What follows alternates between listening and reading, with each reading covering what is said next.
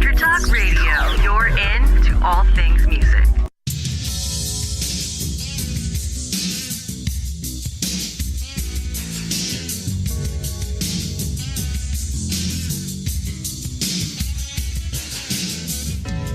Welcome to Intersect Radio, where music, faith, and life converge.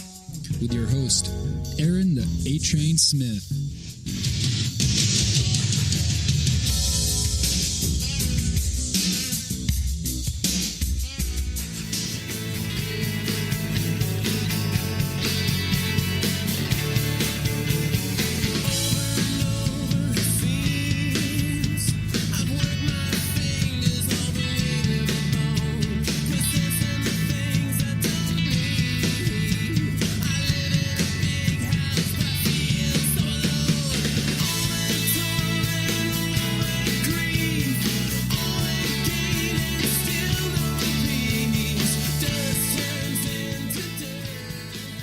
Happy Tuesday. I almost said Friday. It feels like Friday. I've been running around all day like it was Friday.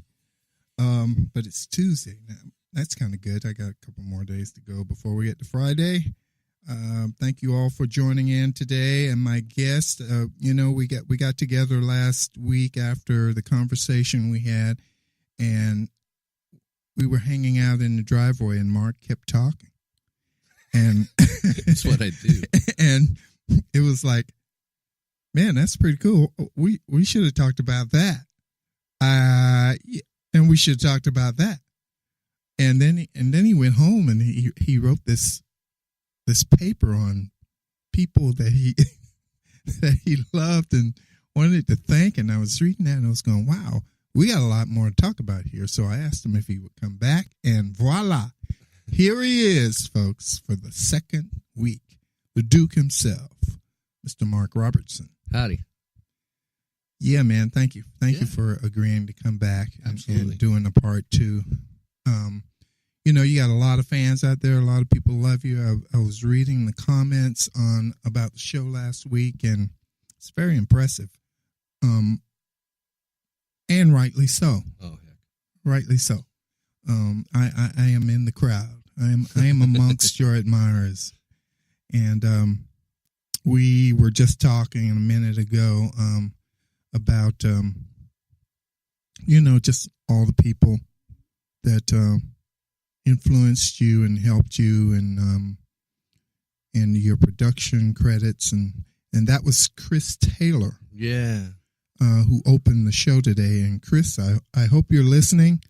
And you should hit us up on Facebook and let us know if you heard your tune there. That was the title track. Yeah, it's called The Worthless Pursuit of the Things on the Earth. And Chris is just this awesome artist. The reason I picked that song was I think it's the only record Rick Elias and I co-produced it. And the band was just the Ragamuffin band. It was right. Nobody but Chris and us. And it was really fun to co-produce with Rick because we have completely different styles.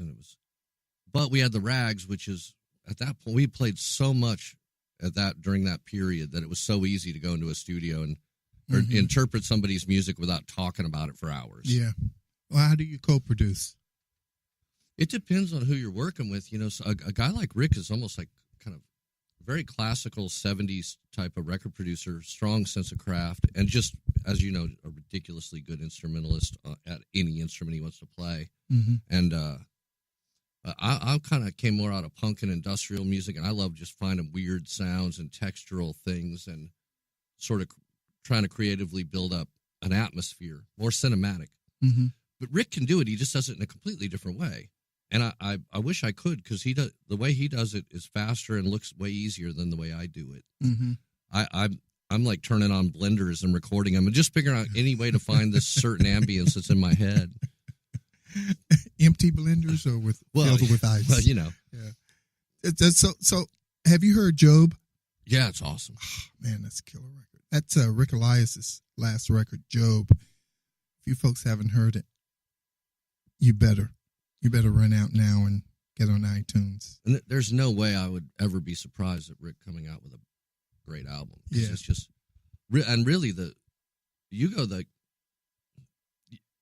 I don't know, your favorite songs of faith in the world, the faith-based material. Mine tend to be slightly darker, where they touch on the more human, right, and that where you're torn between two worlds. Yeah. But Rick Elias, Without One Word, is one of the greatest songs ever written in contemporary Christian music. Hard to Get by Rich Mullins, one of the greatest contemporary Christian songs. Man of No Reputation. That's a great one. Yeah. You Lay Down by Terry Taylor is unbelievable. But I think I like them because there's doubt and there's pain and there's struggle, and it's a very believable thing. They ain't trying to pretend to be anything. They understand it's a real struggle. Right. Hold Me, Jesus. Great one. Ah. Especially if you knew Rich and you kind of know the context a little bit. Yeah. But calling out your name, there's just, I don't know, you could go on forever with Rick Rick, Terry, or Rich. Mm-hmm. You could just go on for days about, they are the three that got it the most consistently right to me. I will say that the Chris Taylor record, I still think, maybe his label thing wasn't so totally solid or something. I don't think it got its due because it's a beautiful record. And his songwriting, I think he's still like a worship leader. Yeah. Works with youth. But he's a weirdo, artsy guy, painter, is really cool dude, and very creative and artsy. But he comes at faith-based music in a way that is not typical, but it's very clear at the same time. I really admire Chris's approach. Yeah, he's still out in San Antonio. Yeah, right? man. Yeah. I still, we kind of, because of social media, we keep in touch. Cool. I get his post.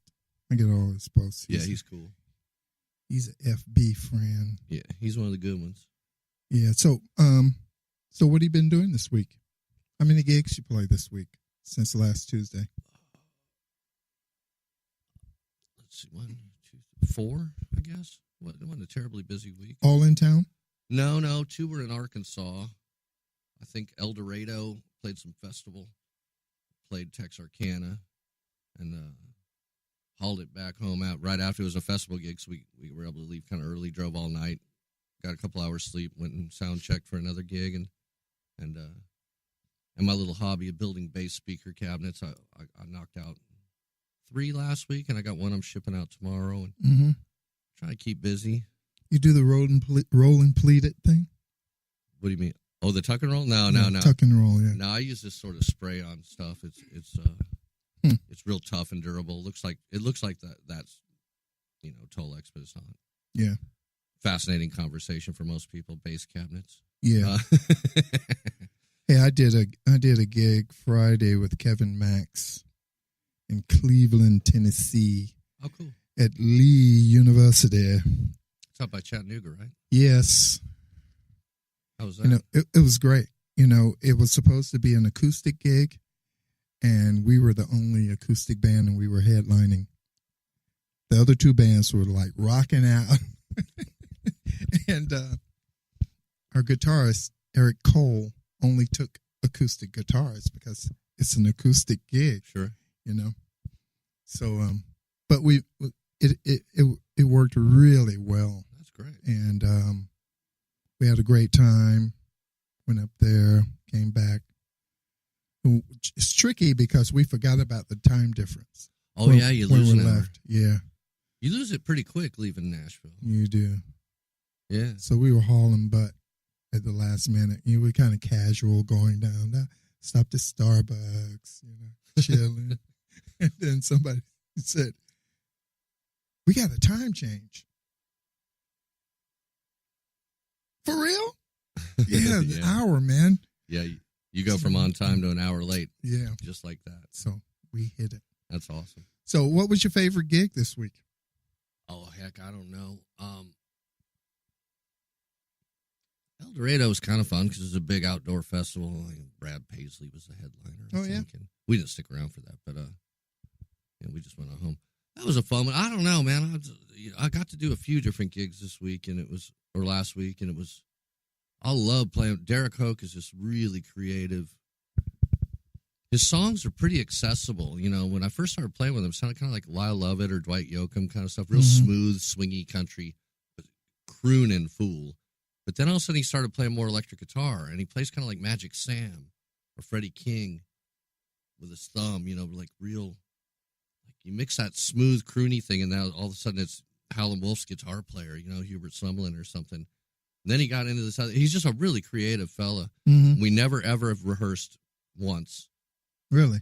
He describes songs. He doesn't even play them for us sometimes when he wants new songs. He's like, it kind of goes like this, follow me. And it's just, you just got to take the ride. So it's super fun. You ever do that on stage? Like every week. Really? Yeah.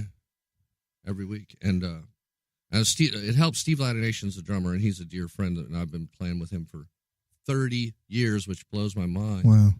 So that helps, when you have a good relationship with the rhythm section. Right.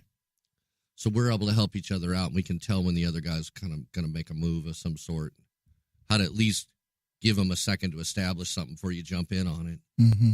It's a really fun way to make music. And it doesn't always work, but I think Derek's fans are willing to let him occasionally fail in order to, because you can succeed that much more if you pull it off. Because they know that just happened one time only. That's right. And it's more exciting that way. Yeah. So, this train, we didn't talk much about this train last week. I never knew how you and Jordan got together in Cobra Joe. What was the beginning of that?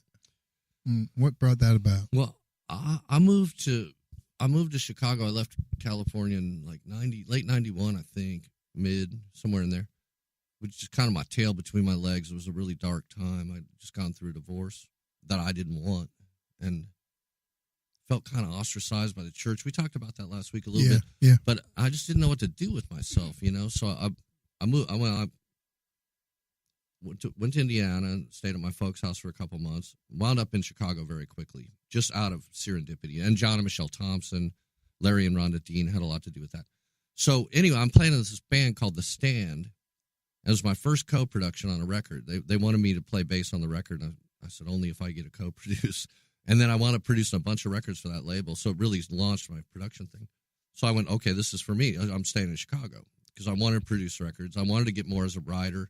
I'd always been a bass player for somebody else.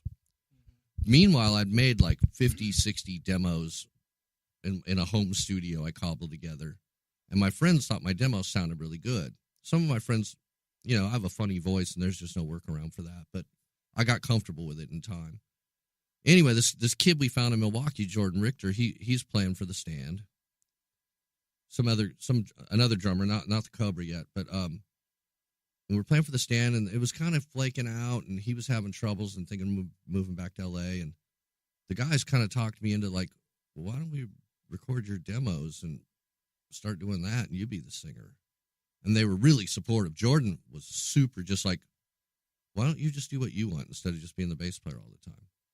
Meanwhile, I'm hearing Jordan's demos, and they're really good. I'm like, okay. So how about I write and produce, you engineer, and let's team up. And we did. We had a studio together for 14 years. And we did so many records, me and him, and we really learned how to do it together. I think we taught each other. Jordan, on a technical level, he passed me up years and years ago. So I've just never had a mind for it. Yeah, he's a classic engineer. He is great. And it was never my focus, but I engineered the last Prayer Flags record top to bottom. And it just came out, right? Yeah, it came out last Friday. Right. And that's been getting some positive feedback, but it might also be proof why I should never engineer a record. It's very flawed. You engineered that record? I did the whole thing top to bottom mix, really? Recorded every bit of it, and I've never done that, oddly enough, except on home demos. What's the market for that? I mean, how can you get it? What's the distribution? Well, the market for like noisy post-punk being played by old men is fairly small, but we, there's this hipster little label in that sounded mean. There's this cool little label called File 13 in Chicago that does a lot of kind of artsy, kind of punk stuff. And they just took an interest in us and agreed to put out the record, and we'll see, So, but the beauty of that band is if it sells 4 copies or 4,000 or whatever, 40,000, we really just don't care. It's strictly for the soul, and for we put weird limitations on ourselves of how we write and record, with strange rules. Like I write the title for the song before I know what the song is, and the lyrics have to be about that. Yeah. Okay.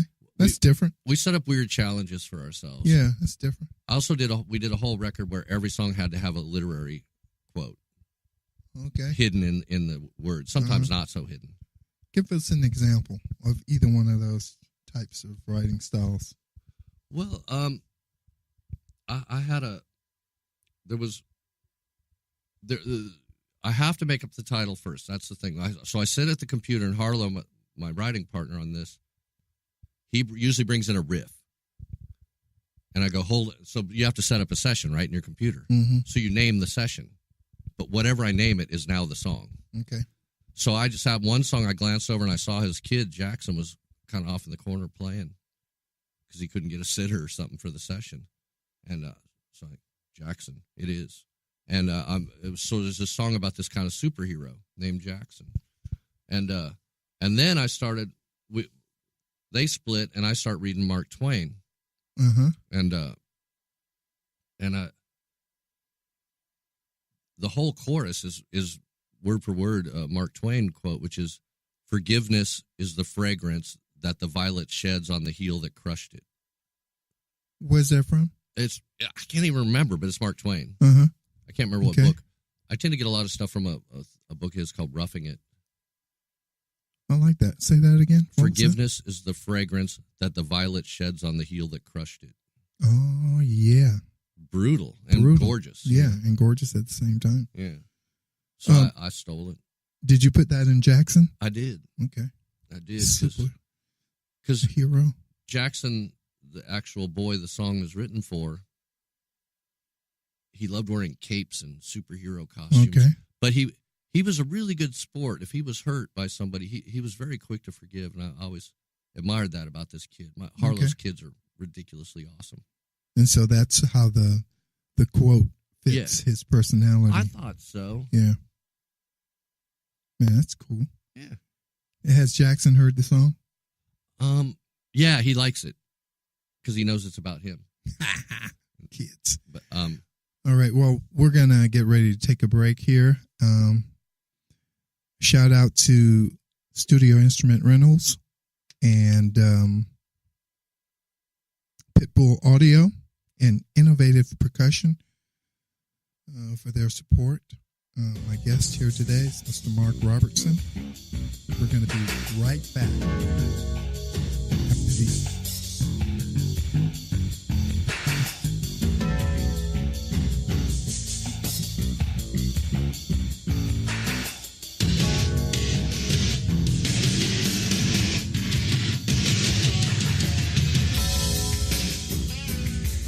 Are you serious about your music? Are you ready to run with the big dogs? The experts at Pitbull Audio have the gear to get you into the game. From leading manufacturers like Mesa Boogie, Fender, Pioneer, and American Audio. To sound your best, you need the best. Pitbull Audio can deliver in rehearsal, on stage, and into the big time.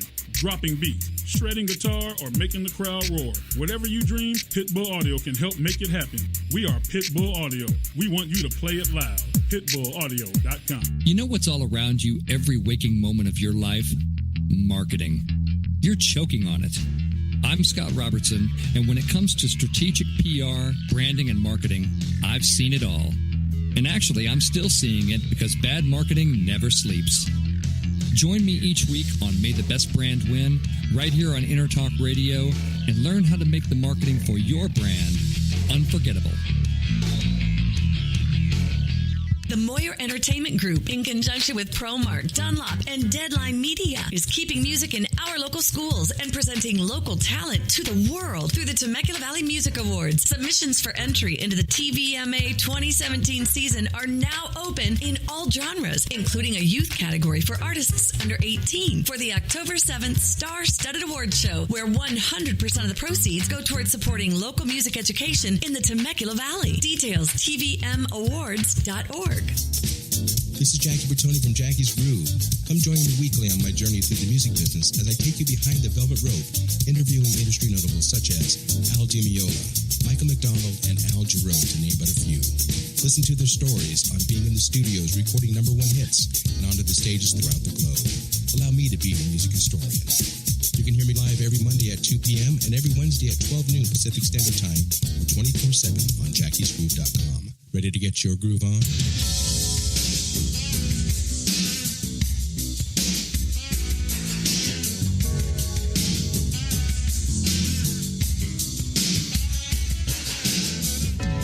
Welcome to Intersect Radio, where music, faith, and life converge.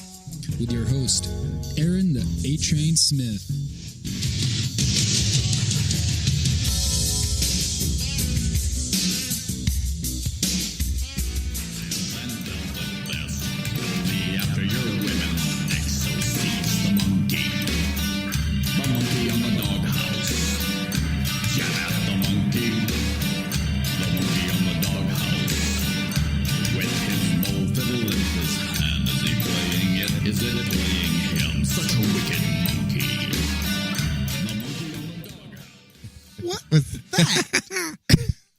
That was just a really weird Legendary Shack Shakers song called Monkey on the Doghouse. Oh, my goodness. It was meant to be kind of a surreal circus kind of song. It was. It is.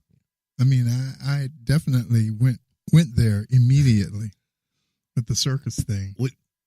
You produced that. Yeah. I definitely, it's like, I miss ridiculous overproduced records. I really do. Like, me and JD, our thing from the Shack Shakers was like, we wanted to make Disney records, like sort of punk rock Disney records.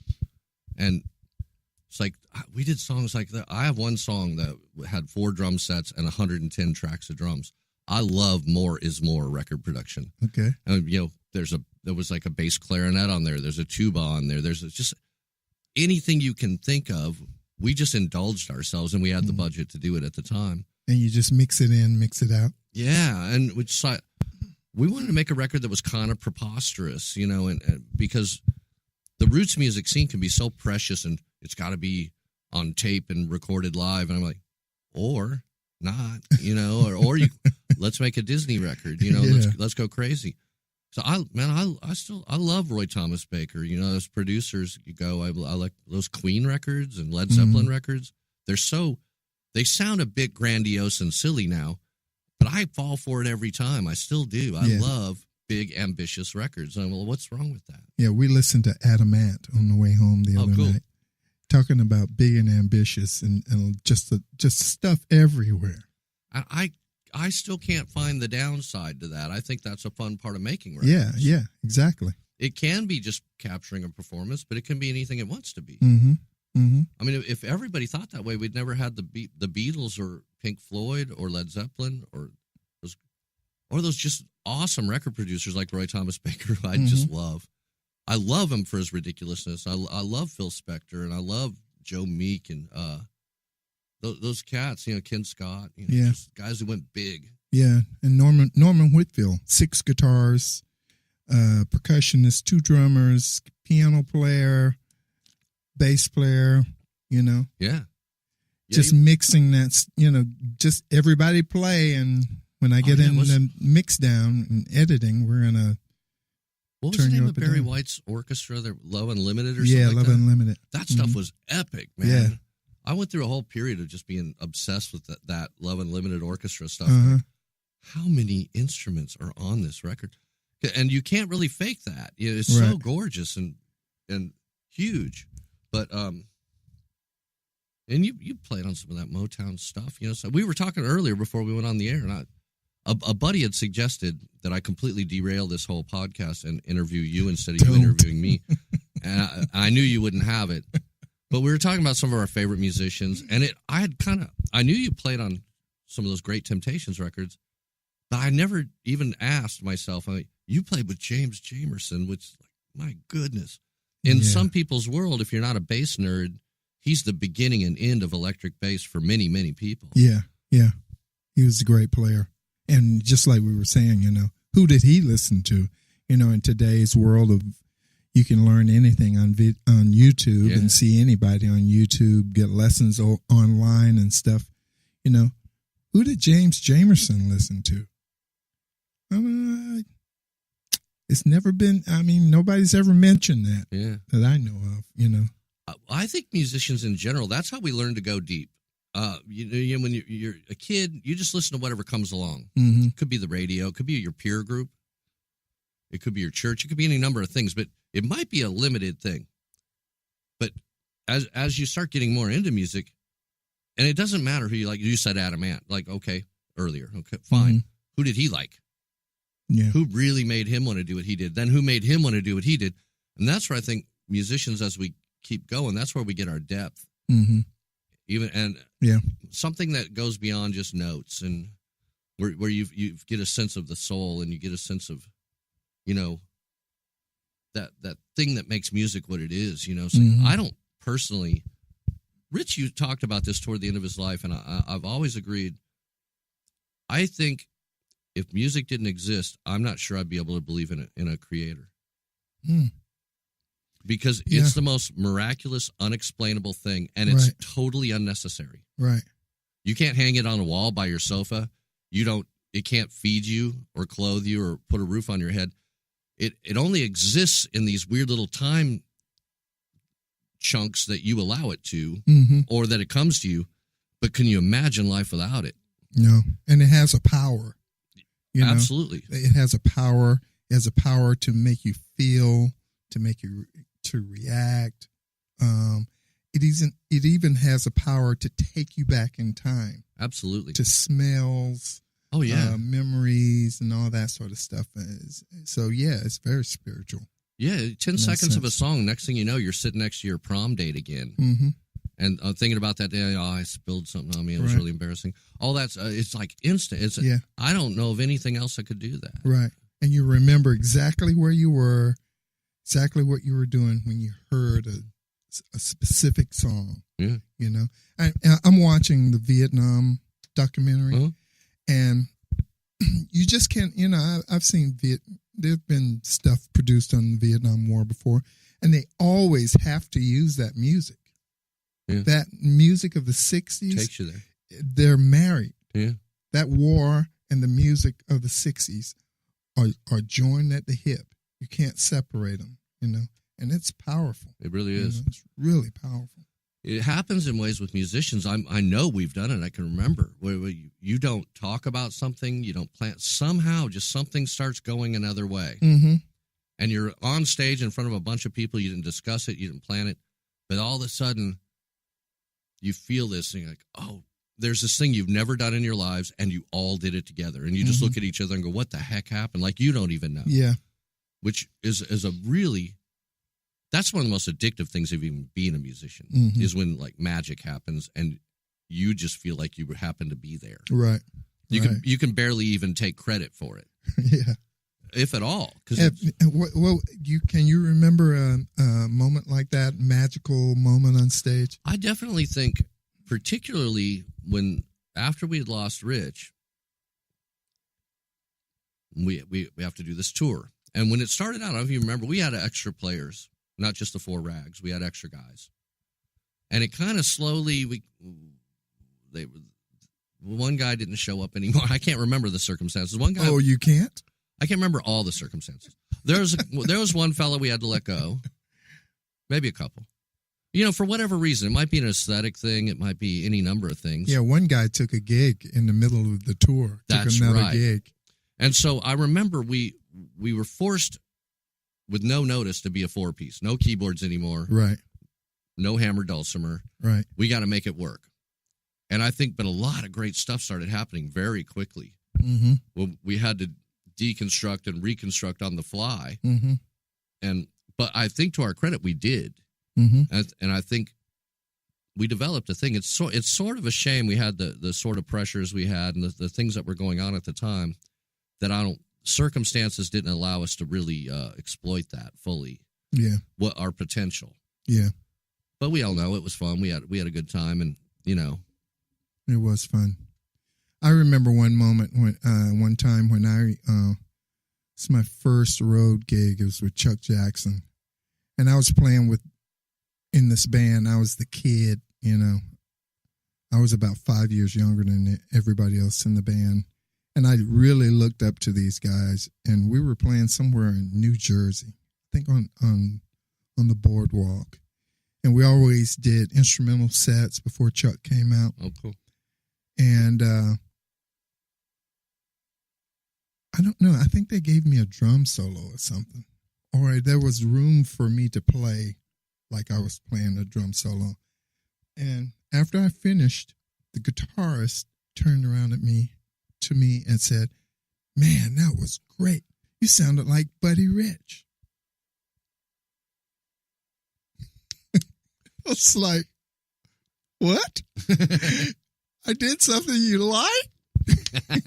You know, Buddy Rich, that was my guy, and which at the time, that's probably one of the only people I was listening to intently was Buddy Rich. Yeah. But you know, I kind of heard all the other guys anyway because they were playing on all the Motown Stax stuff. You know, so I heard them, but Buddy, I went after Buddy and put the record on. You know, I can see that because he's got all that technique, but he also is, for a jazzer, he's pretty muscly.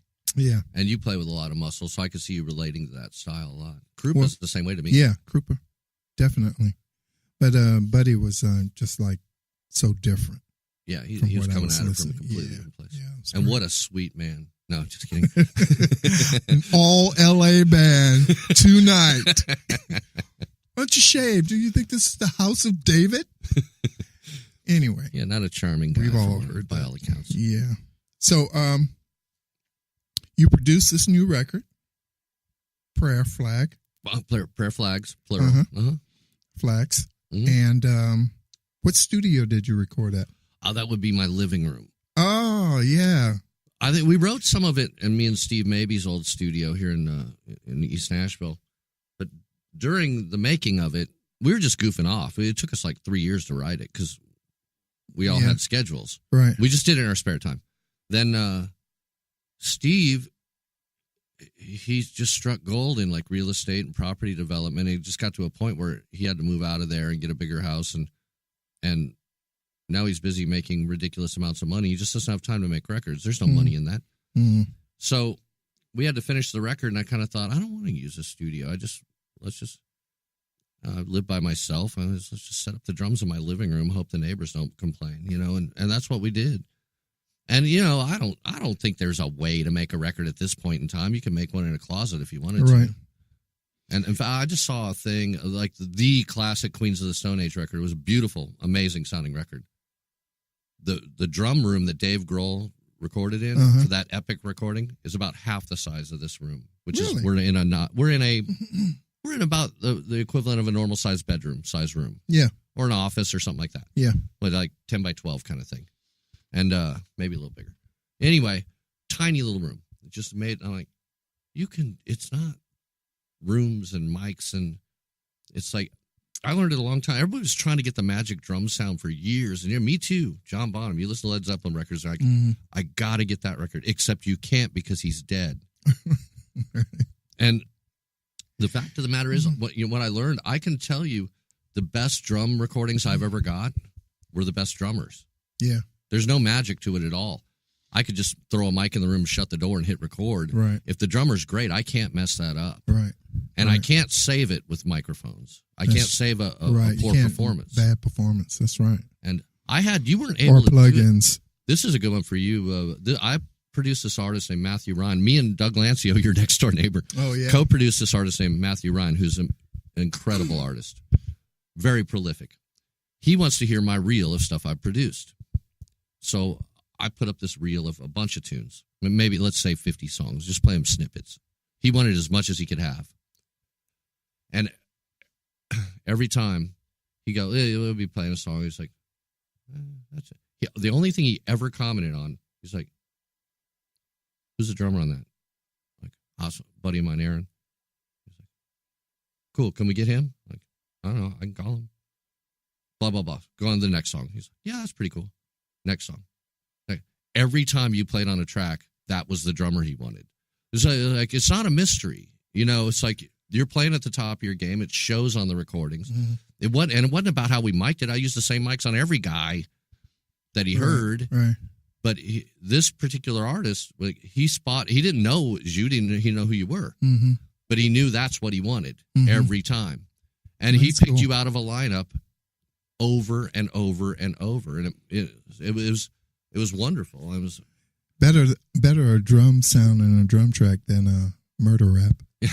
Well, and that was at a period, though, you didn't play on that record because you attempted, and fortunately you failed at leaving the music business. Yeah. And you tried, what did John Prine said, if you think it's hard getting in the music business, just try getting out. Out, yeah, right. But I remember you had a straight gig for a while. Yeah, I did. Doing insurance of some sort. I tried. Yeah. They wouldn't let me be straight, though. They would never let me forget that I was a musician. I'm happy. Yeah, I am too. But, I am too. Yeah, that was, man, yeah. It was it's an interesting time. It blew my mind, though, that this artist was able to pick you out of a lineup. Yeah. And then the drummer we wound up getting he wound up being a great drummer too. A guy named J.J. Johnson. He played with John Mayer. Right, he left us to do that, and then he went from there. Last time I saw J.J. playing, he was playing with Tedeschi Trucks. Oh, really? Which is a great band, like players. He's one of the two drummers. Yeah, he is, and he's a monster. Sweet guy too. Yeah, I love that band. But he was one of those special drummers too. You know, it's like he flew in. We had to cobble together drum sets for him. I just put 4 kits in a room and let him pick. Really? But it really just didn't matter. I mean, we as musicians, we can get precious about our gear, but it didn't matter. Right. It's the way he puts a stick on a drum. I don't know how he does it, but it works. Yeah. You did it in Lancio's basement? No, we did it at my old place in East Nashville in 5 Points. Down there? Yeah, me and Jordan's old place. Oh, cool. Yeah, it's an awesome record. Lancio was... The artist really picked me and Lancio because he wanted to pit us against each other. And it totally did backfire because we Bass and guitar? No, just aesthetics. Okay. He kept telling Lancio, don't let Mark make this a punk replacements record. And he kept telling me, don't let Lancio make this a folk record. But in the end, we got along famously, and we had a ball. And his plan, he was trying to create tension. Yeah. And it didn't work. Me and Lancio have been friends ever since. Right. Man, that's great. Doug's over there now making a record, actually. Is he? In his Doug's basement. the real deal, man. Yeah, folks, we're going to take a break right here. Have a word from our sponsors. I want to thank the Duke for coming in again and gracing us with his presence and with his experience and stories. And thank you all for listening and tuning in. And we're going to be back in a shake.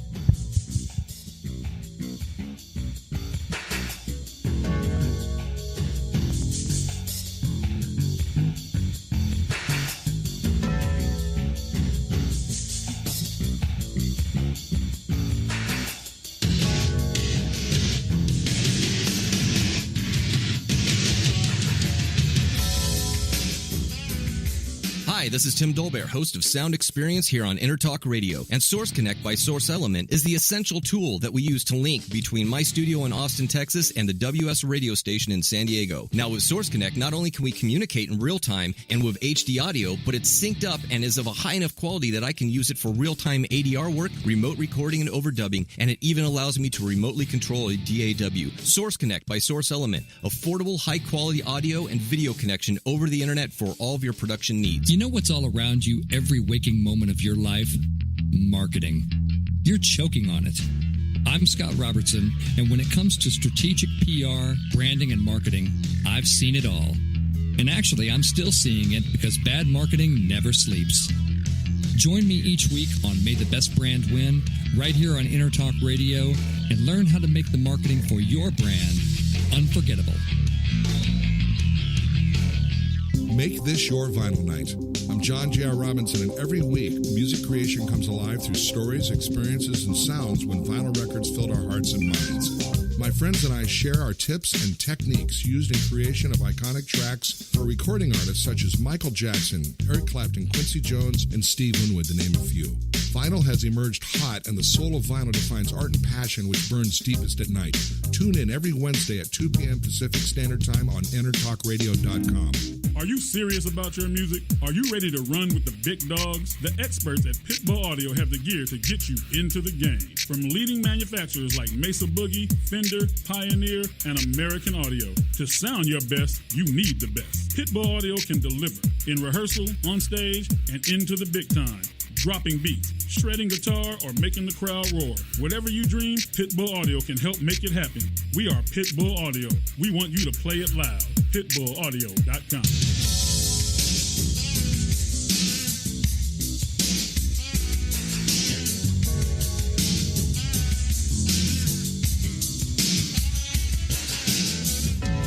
Welcome to Intersect Radio, where music, faith, and life converge.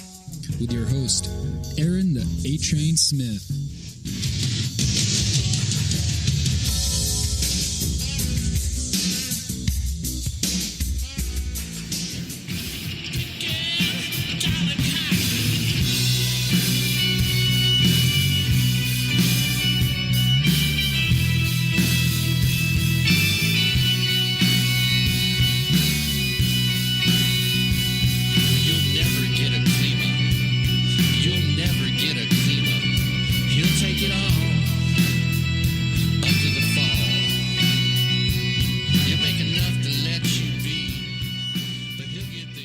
That was new music by a new group. Produced, written, co-writes, engineered by my guest, Mr. Mark Robertson. That record just came out on the 26th of September, is that right? 29th, yeah, 29th. just last Friday. Yeah. And where can we get that? I bought a copy off iTunes just to hear how the iTunes came out. It's only released on vinyl, and it could be through File 13 Records or through any of us. But it comes with a download card of not MP3s, full wave files, so it's CD quality, as well as white vinyl. So it's a bit of a snooty art record. Yeah, and the band is called the Prayer Flags. Correct, Prayer Flags. Yeah, yeah. It's just buddies of mine. Yeah, check it out, folks. All right, this is our last segment. And I want to use all this time for you to tell us everything you want us to know about you. Oh, there ain't a whole bunch to tell, really. I do think I've been really lucky and really fortunate, blessed. I mean, you can use whatever adjective you want. Last week, what really struck me is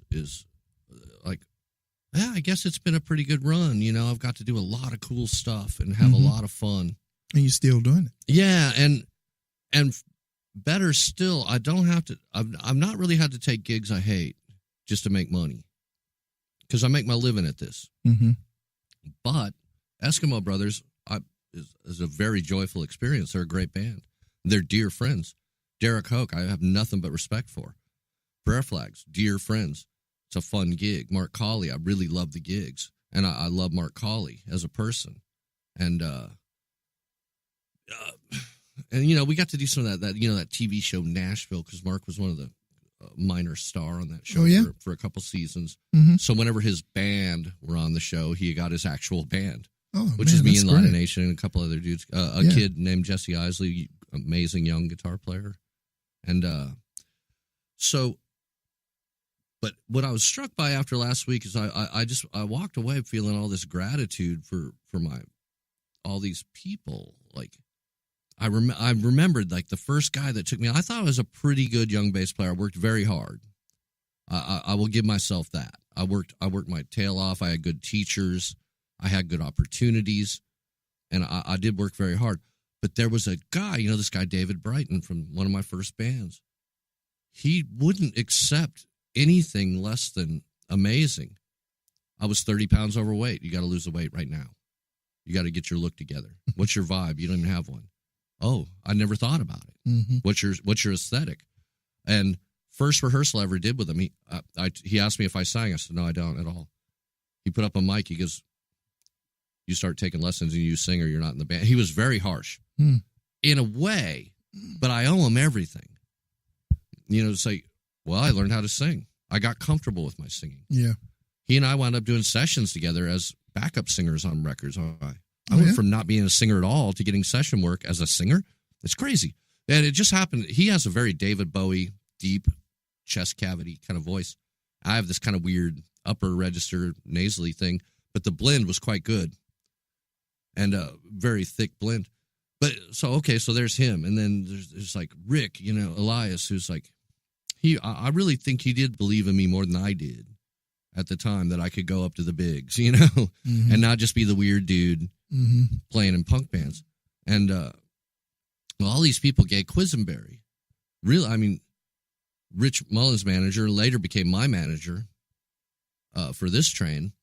But the first thing she ever did, she wasn't managing this train. I put out one record on my own. John Thompson wound up releasing it on a boutique label called Liquid Disc, which Jimmy was involved with. Who was the other guy in Vector? Steve Griffith. That's it. Yeah. That was his label. Right. So it comes out on that. And Gay, one day, we're doing like this, maybe the second time we'd ever toured with Rich, which I joined at the same exact time you did. Mm-hmm. And Gay calls me into I don't know, like the lobby of the hotel to have a meeting or something. And she goes, how much do you pay for your records? Your This Train records. I'm like, I don't know. I can't remember what it was. $1.70, let's say. She's like, okay, I want to buy 2,000. How quick can you give me 2,000 records? I'm like, for what? She goes, I'm going to give them away. I'm like, why? She goes, that's how you let people know I'm going to give them away selectively. And the next thing you know, we're on tour. The next thing you know, we're a legit band. We got a record deal. It was with a label with budgets, and she had no reason to do that. You know what I mean? She was just those people that just it feels very, very strongly spiritual connection. There's people in your life.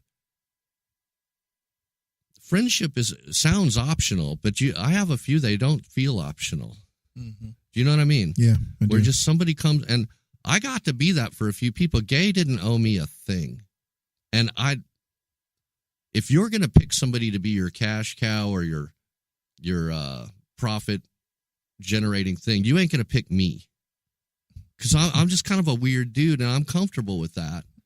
But I'm probably not going to make any of us a ton of dough because I don't care about that. I still kind of have this art dork. Maybe like Mike Rowe or some of those guys. Like, I just like the art side of it. I really do. Yeah. And for somehow I've been able to keep doing that. And I for the life of me, all it made me do is start going down memory lane and go like, okay, Rich, Gay Quisenberry, David Brighton, Mike Stan, the Altar Boys guys. These people they just had my back and gave me the platform and the freedom to. I wasn't a good performer at all until I joined the Altar Boys. Okay. And Mike Stan's one of the best frontmen there ever was. So I start branching out, and he's all about it. Like, hey man, run up on top of this thing with me. Like, we're gonna die, dude. But we didn't die, I fell off once, but it's like, and that hurt. Yeah. But heck, people loved it. And there's so many people you gotta.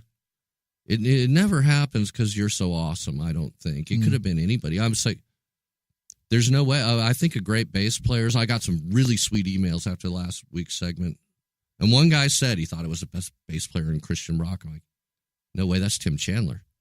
Tim Chandler is the best bass player in Christian rock. Period. Okay. He's my biggest influence. He's amazing. But then when you get the contemporary guys, like we talked about, Jimmy Slows, Tommy Sims, Jackie Street, just these monsters in any league. Mm-hmm. And that's kind of a neat thing about being a musician. You talk about Buddy Rich. Well, to some people, you would be the pinnacle of where they want to be as a musician. But you aren't your own, from your own point of view, like, no way, I'm still trying to be Buddy Rich. Right. Or I'm still trying to be Bonham, or I'm still trying to be whoever. Right. It's a neat thing about music. If you think you're awesome, you're probably not even good at all. You're just deluded.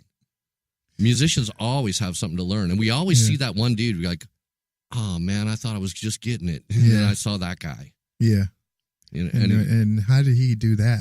Yeah, they're you see these amazing players, and there's always some little peak you can get. There's a kid, you brought his name up, young kid, kind of a hipster kid. No, he's not young anymore. African-American kid, bass player, Mike something. Mike Majette. He once, at a couple of different gigs years ago, like I was playing the Slow Bar or something in East Nashville. He's like, I know more about your career than you do. And he cataloged everything I'd ever done. He goes, I watch your playing. I study your playing. He's a way better player than me. You think so? He I'd has say to. he's different. Well, okay, we are very different. Yeah. But it was neat that somehow he gleaned what I do. And I watch him play. I'm like, what are you talking about, dude? You're rad. You don't need me for nothing. I had that same experience with him. Yeah.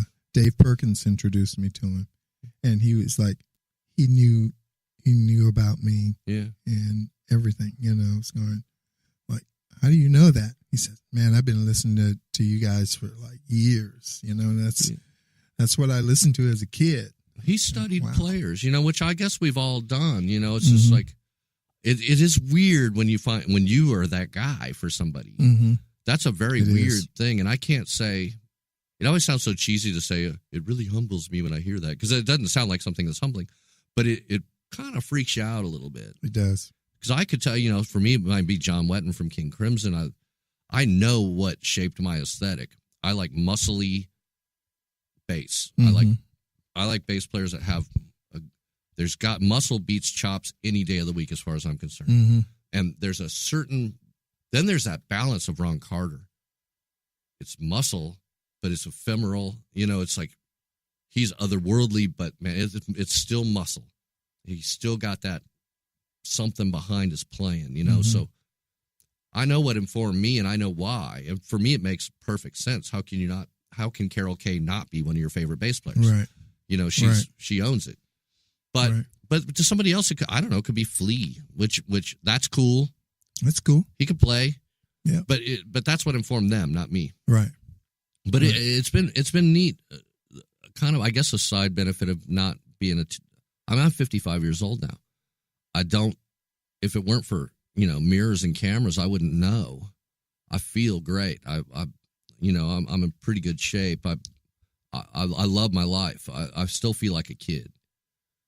But I got a girlfriend that's really cute. I got the whole thing. It's awesome, in that sense. But the nice thing about getting older is these kids, your heart just goes out to them. You're like, oh man, it gets your heart, because you're like, I know what that's like. He hasn't found it yet, but he's gonna. Mm-hmm. And maybe you can be a small part of that puzzle for him to help him find his voice, because that's. It's like we're just playing Bee Gees songs on cruise ships until we get our voice. We have to learn, and then we still might have to do that. Right. But you know what I mean? Like eventually you go like, I don't know if you remember the first time you ever played something, went, I think that's mine. Mm. I don't recognize where I stole that. Right. So like to me to perfectly nail a Geddy Lee that wouldn't mean a thing to me. Because anybody can practice, and you can learn. And with enough time, you can learn a lick. Yeah. But you remember the first time you're like, I think that's mine. Or then when people start going, hey, he does that kind of your thing. When you do that thing over at the when you, right before the bridge, you kind of slippy slidey that thing. That thing you do. Yeah, and it's that's when you get the freedom. That's when you can really start just playing music. Right. And you don't think about it. I think it's like. Miles Davis said, spend the first 10 years of your life learning the rules inside out and the rest of your life forgetting them. Mm. And I kind That's of, good. I agree with that too, but we still need muscle memory. We still need it. We still Right. got to practice. We Still gotta practice. Still got to keep the hands moving. I feel lucky because at this point in my life, I'm a fairly lazy person for practice, but I usually play 3 to 5 gigs a week. So that kind of keeps my hands strong. Especially with upright, and drums, you can't just go by memory 2 months later. Yeah. It's going to hurt bad. Right. You got to keep it going. Your body is going to go, what are you doing? I remember doing this some time ago, but we haven't done this in a while. Yeah. I hear people like Keith Richards, they don't need another nickel. Yeah. I did some touring with Robert Plant. He's got Stairway to Heaven money. He doesn't need any money. Right. But he needs to keep doing it or it'll go away. Right. Right. And I admire guys like that. I mean, when I toured with Robert Plant, that was like 10 years ago now. He said, I just don't feel like I've gotten any good at it yet. But I think I'm starting to get good. Mm-hmm. I think I got a peek at it. Mm-hmm. Like, dude, you're Robert Plant. Man, what do you got to prove? You know, but I love that, and I relate to it, and I'm sure you do. You're just never good enough as a musician. And that's the good news. It's not a depressing thing at all. Right. There's always somewhere to go. You have a gig tonight, right? I do, yeah. And it's at the 5 spot? At the 5 spot, probably around 10:30 with Derek Hoke and Steve Latination and Sturgill Simpson's guitar player, Lord Yamitz, who's a monster. He's from Estonia. Cool. Yeah. Well, if any of you folks out there in Nashville listening, be sure and go check Mark out. And Mark, thank you so much, man, for coming in. You know, doing 2 hours. I appreciate that. And it's been nice catching up with you because, you know, you've been so busy we haven't seen each other in a while. Yeah. And we live like 5 miles away. Yeah. All right, folks, thank you so much for tuning in. Let me know what you think about the show. And surprise guest next week. So be sure to come back. 4 o'clock Central Standard Time. Peace out. This is Jackie Bertoni from Jackie's Groove. Come join me weekly on my journey through the music business as I take you behind the velvet rope, interviewing industry notables such as Al Di Meola, Michael McDonald, and Al Jarreau, to name but a few. Listen to their stories on being in the studios recording #1 hits and onto the stages throughout the globe. Allow me to be your music historian. You can hear me live every Monday at 2 p.m. and every Wednesday at 12 noon Pacific Standard Time or 24/7 on jackiesgroove.com. Ready to get your groove on? Hi, this is Tim Dolbear from Eclectica Studios. I'm a full-time mixing and recording engineer. I work with Grammy winners, labels, and indie artists, using state-of-the-art digital mixing and restoration tools and the very best in analog gear. Really, though, it's my ability to bring tracks to life and fulfill your vision for your music. This has made me sought after by producers and artists worldwide. So spend your time working on music and not chasing a mix down a rabbit hole. Go to timdolbear.com and check out our free one-song mix offer. You know what's all around you every waking moment of your life? Marketing. You're choking on it. I'm Scott Robertson, and when it comes to strategic PR, branding, and marketing, I've seen it all. And actually, I'm still seeing it because bad marketing never sleeps. Join me each week on May the Best Brand Win, right here on Intertalk Radio, and learn how to make the marketing for your brand unforgettable. Are you serious about your music? Are you ready to run with the big dogs? The experts at Pitbull Audio have the gear to get you into the game. From leading manufacturers like Mesa Boogie, Fender, Pioneer, and American Audio. To sound your best, you need the best. Pitbull Audio can deliver in rehearsal, on stage, and into the big time. Dropping beats, shredding guitar, or making the crowd roar. Whatever you dream, Pitbull Audio can help make it happen. We are Pitbull Audio. We want you to play it loud. Pitbullaudio.com.